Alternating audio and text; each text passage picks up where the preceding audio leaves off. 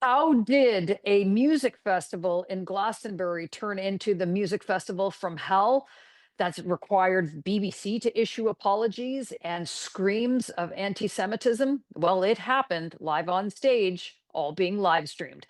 Hello, I'm Adrienne Batra. With me is Warren Kinsella, who recently, Warren, you wrote about this issue about Glastonbury that devolved into just this anti-Semitic horrific nightmare for all these acts that went on stage. They're pro, death chants, kill the IDF. These groups, one's called Bob Villain, known to be controversial. BBC is streaming this live, Warren, while this is all happening. Another group, Kneecap, think death to Israeli soldiers. What happened here?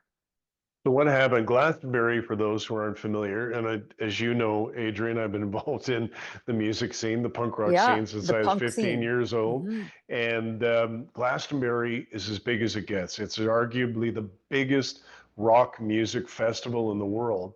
And on one of their main stages at Glastonbury on the weekend, they had two acts. One is Bob Dylan, so they're kind of a punk rap duo who've been around since about 2017. And they also had this other group from Northern Ireland, from Belfast, called Kneecap. Now, Kneecap's gotten in a lot of trouble. They're a trio, and they got in trouble, and one of their members was recently charged for waving the Hezbollah flag, a designated terrorist entity, on stage last year. So that's Kneecap. Bob Villain, meanwhile, has always been so-called pro-Palestinian, really anti-Israel, and but not overtly anti-Semitic until the weekend, when the lead singer, who's a slam poet from a small town in Britain, came out and said over and over, and this is a quote, "Death, death to the IDF." Mm, And some of the people in the crowd actually shamefully chanted that as well.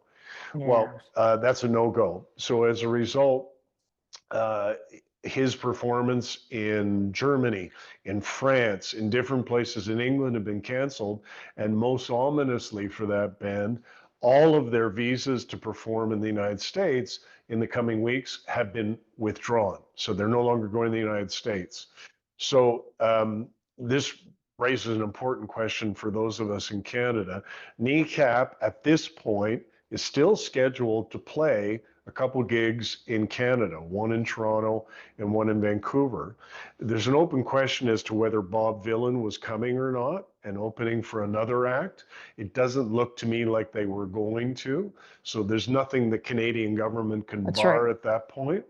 But at the end of the day, what this really shows is what we've been writing about in our Mhm. newspaper for almost 2 years now, is this aggressive, over-the-top anti-Semitism and pro-Hamas advocacy is really seeping into the culture, not just public unions, public sector unions, but academia and government institutions, and now we're seeing it in popular culture, and that's a very worrying development because when you have thousands of people chanting "Death, death" to the IDF on the weekend, that's something that some people may be motivated to act on. Yeah. So, from our Toronto Sun's Brian Passapium's reporting, he had reached out to the Canadian government to find out whether or not we were going to follow the suit of the United States by barring these acts from coming into Canada. There, of course, Warren, was no good response from the Canadian government, but as you know, it's this one group, Kneecap, that has some dates on the docket in to perform in this country. The challenge, of course, when you make something inaccessible is in more people want to access it. And that's, nothing truer for the punk rock scene. If you make it untouchable, people want seek it out more. And that's concerning too, isn't it? That suddenly you're going to have, more a broader group of people trying to access this kind of rhetoric and their music in particular, because one way you punish them, one way you hold them accountable is by not supporting them. So I'm wondering how you balance those two things, Warren. Well, you raise an important point, and and under your leadership, our newspaper, we're a free speech, we're anti-censorship at our paper, and we welcome all points of view.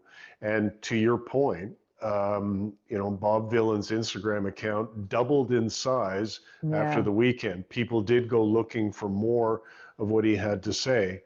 But we elect governments to exercise judgment on our behalf and make decisions on our behalf. And in this case, they don't even need to use the criminal law, which is the most extreme, the toughest power that they can use.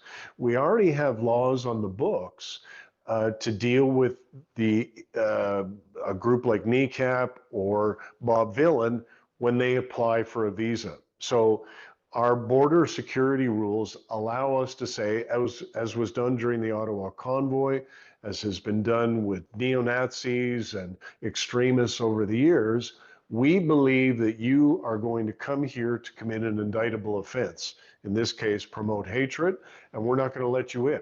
Prime Minister Harper did that with various homophobic Jamaican acts. He said, no, you're not allowed to come in. And that was the right thing to do.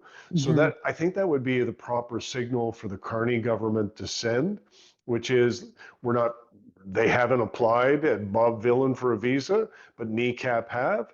And we think that somebody who's waving a Hezbollah flag around, that's not somebody we want to have in this country. We don't want to host them here. And we're going to say, no, you're not allowed to come and perform here.